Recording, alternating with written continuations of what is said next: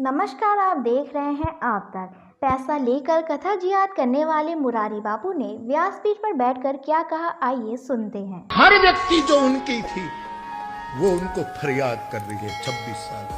तूने ये क्या किया, तूने ये क्या, तुमने ये क्या किया। इनमें कई आप्तजन थे। रुक्मिणी भी ताना मारती है, सत्यभामा भी ताना मारती है, राधा कम नहीं बोली, कृष्णा, द्रौपदी, सब कुछ ने कुछ।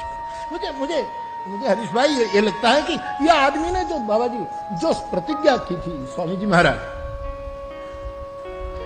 हमारे प्रभु द्वारिका से आते हैं तो जो कृष्ण ने गीता में कहा धर्म संस्थापनार्थाय, मैं धर्म के स्थापन के लिए आता हूं, ये आदमी पूरे संसार में धर्म स्थापना के लिए टूट गया, द्वारिका में धर्म स्थापन न कर सका। फेल, टोटली फेल हुआ द्वारिका में धर्म स्थापन। उसकी जनता, उसके बेटे, बेटे के बेटे धूम शराब पीते थे, द्वारिका के राजमार्ग पर शराब पीते थे। कुछ बातों तो मैं आपको न बताऊं वो ही अच्छा है, लेकिन जो है छेड़छाड़ होती थी, न दिन कोई देखता था न रात, और उनके परिवार के लोग।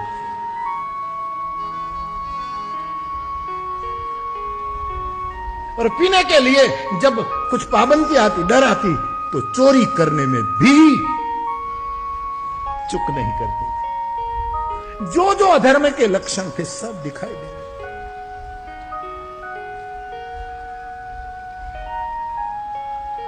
ये तो तब जाना गया, शताब्दी के दूसरे दिन रात को नारद ने विदाई नहीं ली है, उद्धव ने विदाई नहीं ली है। दोनों कृष्ण की आज्ञा लेकर द्वारिका की रात्रिचर्या देखने के लिए निकलते हैं कि द्वारिका में क्या हो रहा। कृष्ण के चेहरे से दोनों रो पड़ते थे कि आदमी बहुत दुखी। गुजराती में कवि काग ने लिखा, तमे सुखड़ा लिधा के संतापो जन्मी ने जदू कुड़मा। हे गोविंद, तूने अवतार लेकर सुख पाया कि दुख पाया, और तेरे परिवार में तेरी कोई कही बात जिसका शब्द सुनकर ब्रह्मांड हिल जाता। दुर्योधन की सभा में संधि का प्रस्ताव लेकर जब महाभारत की मूल कथा योगेश्वर जाते हैं, 80-80 हजार साल की तपस्या छोड़कर विंध्यवासी, हिमालय वासी, उदयस्तवासी, मेरू के वासी महात्मा समाधि छोड़कर भागे जा रहे थे हस्तिनापुर। किसी ने पूछा, योगियों कहां जा रहे हो? बोले, आज भगवान कृष्ण बोलने वाले हैं, ये वचन यदि सुनने में रह गए तो हमारा तप बेकार जाए। ये बाणी सुनने, उसके एक बोल कोई नहीं मानते, कोई स्वीकार नहीं करता। और मुझे कहने दो, उसका बड़ा भाई दाऊ 24 घंटों पीता था, बलराम। लगता है इस पाखंडी मुरारी बापू ने गीता नहीं पढ़ी है। हमारे प्रभु ने गीता का उपदेश संपूर्ण मानवता के लिए दिया है। आइए इसके एक भाग को सुनते हैं, जिसमें भगवान श्री कृष्ण ने मन को वश में करने का आसान तरीका अर्जुन को समझाया है। प्राणी के लिए आवश्यक है कि प्राणी अपने मन को काबू में करके अपने अंतर में झांक कर आत्मा को देखे, तब उस आत्मा के अंदर उसे परमात्मा का प्रकाश स्पष्ट दिखाई देगा।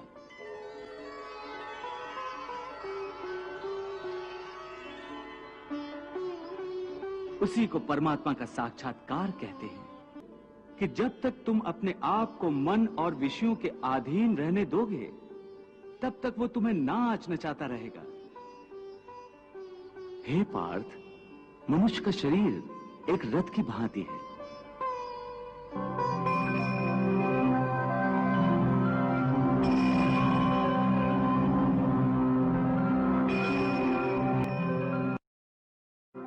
उस रथ के जो घोड़े हैं, उन्हें मनुष्य की इंद्रियां समझो।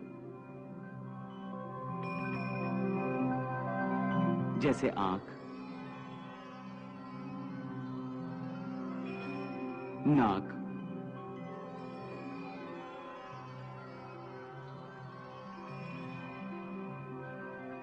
कान, मुख, जीवा आदि उन इंद्रियों को, घोड़ों को जो सारथी चलाता है वो सारथी ही मन है। और उस रथ में बैठा हुआ जो उस रथ का स्वामी है वही आत्मा है।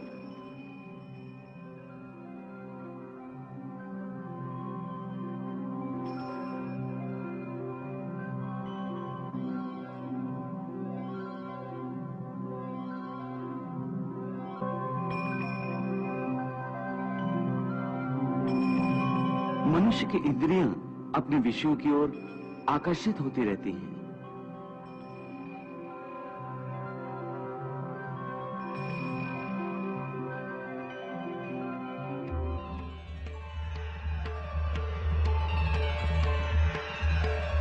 और उसका मन इंद्रियों को उनके विषयों की ओर ही दौड़ाता रहता है।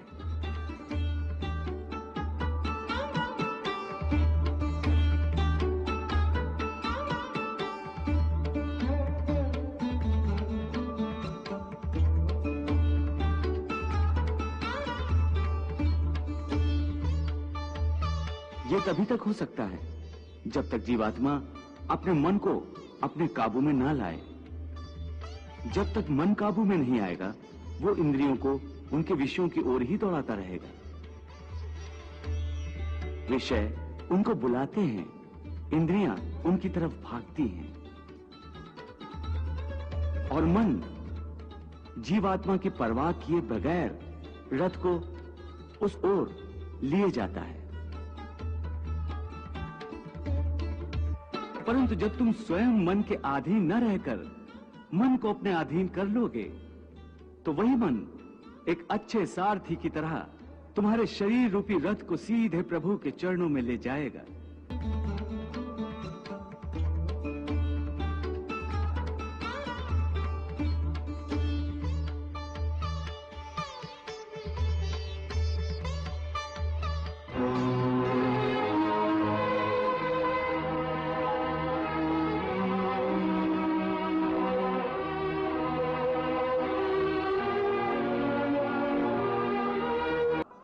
यदि मन तुम्हारा स्वामी है और तुम उसके अधीन हो तो वो तुम्हें माया के बंधन में जकड़ता रहेगा। और जब तुम मन पर काबू पालोगे और उसके स्वामी हो जाओगे तो वही मन तुम्हें मोक्ष के द्वार तक ले जाएगा। हे अर्जुन, तुम्हारा यह कहना सत्य है कि मन अति चंचल है, उसे अपने वश में करना बहुत मुश्किल है। नहीं अर्जुन, मुश्किल अवश्य है परंतु असंभव नहीं है। मन को वश में करने के लिए उस पर 2 तलवारों से प्रहार करना पड़ता है। एक तलवार अभ्यास की है और दूसरी तलवार है वैराग्य की। देखो अर्जुन, अभ्यास का अर्थ है निरंतर अभ्यास। मन को एक काम पर लगा दो, वो वहां से भागेगा, उसे पकड़ कर लाओ, वो फिर भागेगा, उसे फिर पकड़ो। ऐसा बार बार करना पड़ेगा। जैसे घोड़े का नवजात शिशु एक क्षण के लिए भी स्थिर नहीं रहता, क्षण क्षण में इधर उधर फुदकता रहता है।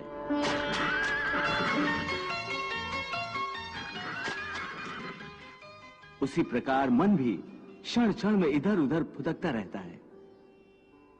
एक चंचल घोड़े की तरह मन भी बड़ा चंचल होता है और ऐसे चंचल मन को काबू करना उतना ही कठिन है जैसे किसी मुंहजोर घोड़े को काबू करना। ऐसे घोड़े को काबू करने के लिए सवार जितना जोर लगाता है, घोड़ा उतना ही विरोध करता है और बार बार सवार को ही गिरा देता है। परंतु यदि सवार दृढ़ संकल्प हो तो अंत में वो सरकश घोड़े पर सवार हो जाता है। बस फिर वही घोड़ा सवार के इशारे पर चलता है।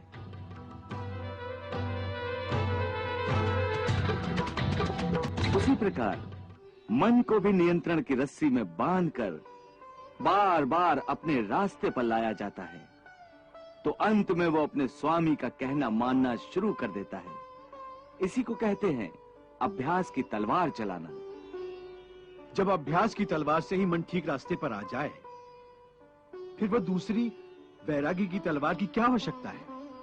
उसकी आवश्यकता इसलिए है कि एक बार ठीक रास्ते पर आ जाने के बाद मन फिर से उल्टे रास्ते पर न चला जाए, क्योंकि उल्टे रास्ते पर इंद्रियों के विषय उसे सदा ही आकर्षित करते रहेंगे। मिथ्या, भोग, विलास और काम की तृष्णा उसे फिर अपनी ओर खींच सकती है। इसलिए मन को यह समझना जरूरी है कि वो सारे विषय भोग मिथ्या हैं, असार हैं, योग माया के द्वारा उत्पन्न होने वाले मोह का भ्रम है। मन जब इस सत्य को समझ लेगा तो उसे विषयों से मोह नहीं रहेगा, बल्कि उससे वैराग्य हो जाएगा। और यही वैराग्य की तलवार का काम है कि वो विषयों के मोह को काट के मन को सन्यासी बना देती है।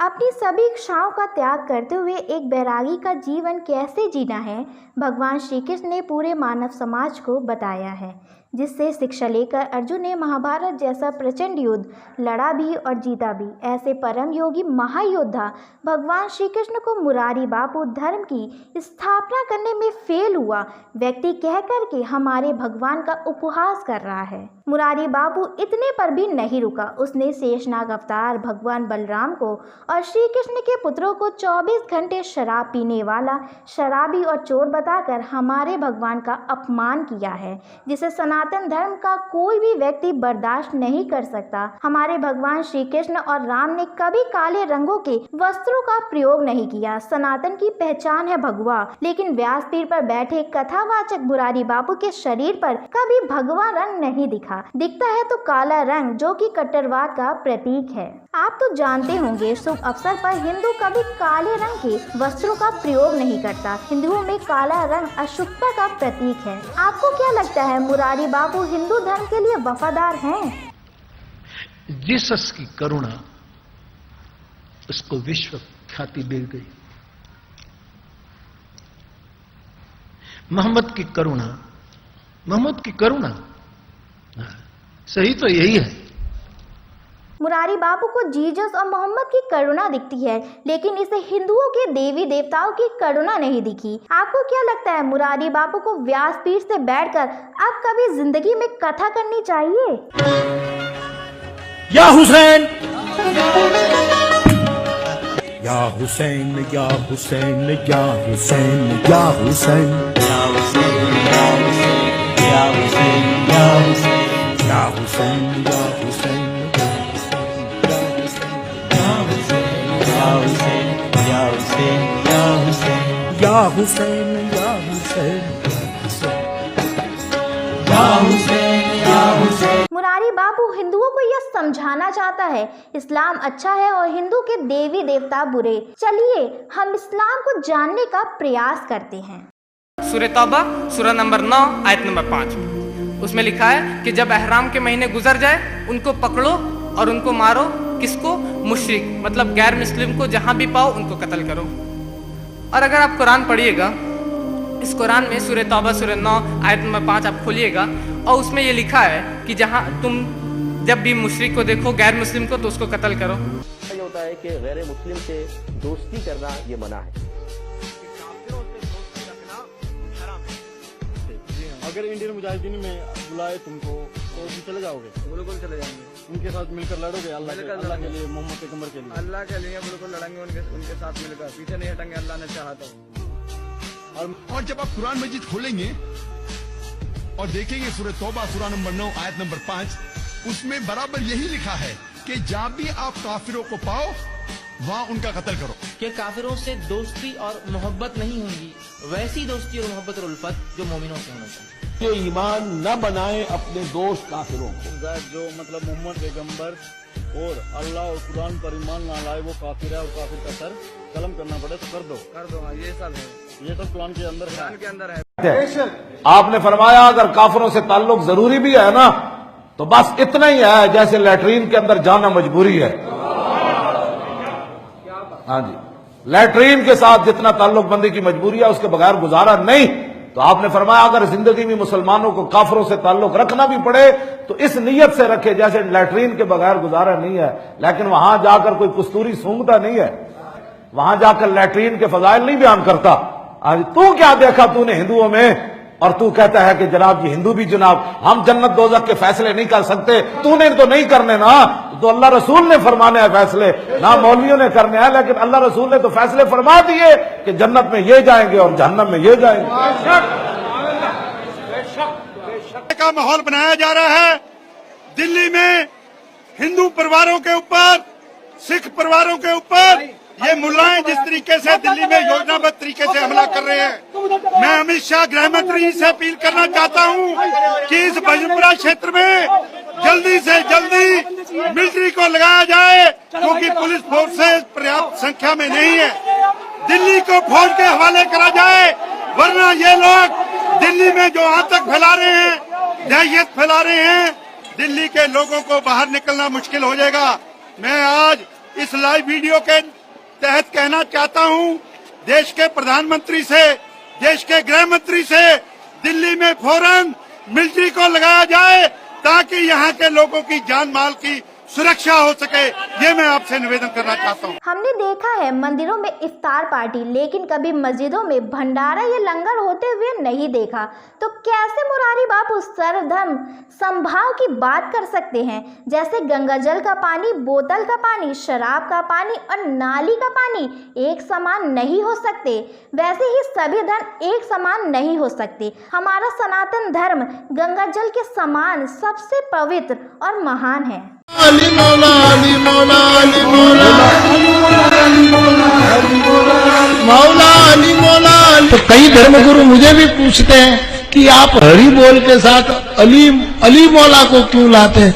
मैंने कहा मैं लाता नहीं, अली मौला मुझसे बोल रहा। स्वामी नित्यानंद जी ने मुरारी बापू के विषय में क्या कहा, आइए इसे भी सुनते हैं। वो उसके यहाँ तबला वबला बजाता था। जी जी जी। और मुरारी बापू के और उसके बड़े प्रगाढ़ संबंध थे आपस में, बड़े प्रगाढ़ संबंध थे, समझ रहे होंगे आप। मैं कहना नहीं चाहता, लेकिन उस व्यक्ति ने फिर इसकी लड़की को पटा लिया। अच्छा। और ये कहते हैं कि फिर मुसलमानों से इसके घर की कोई महिला बची नहीं। अब जिसके अपने घर की कोई महिला ना बची हो मुसलमानों से, अब वो अल्लाह के गुण नहीं गाएगा तो किसके गुण गाएगा? बिल्कुल बिल्कुल। और ये मेरी बात पे अगर आप विश्वास ना हो तो आप गुजरात में चले जाओ और किसी से भी इस बात की जानकारी कर लो। अगर मेरी बात झूठी निकले तो जो काले चोर की सजा, वो सजा मुझे देना। इतना सब देखने के बाद आपको लगता है इस मुरारी बापू की कथाओं में जाना चाहिए? मेरा सभी हिंदुओं से यह आग्रह है कि इस वीडियो को अधिक से अधिक शेयर करें ताकि ऐसे पाखंडी बाबा हमारे हिंदू समाज को दूषित ना कर सके। और अधिक जानकारी के लिए डिस्क्रिप्शन बॉक्स में दिए गए वीडियो लिंक को अवश्य देखें।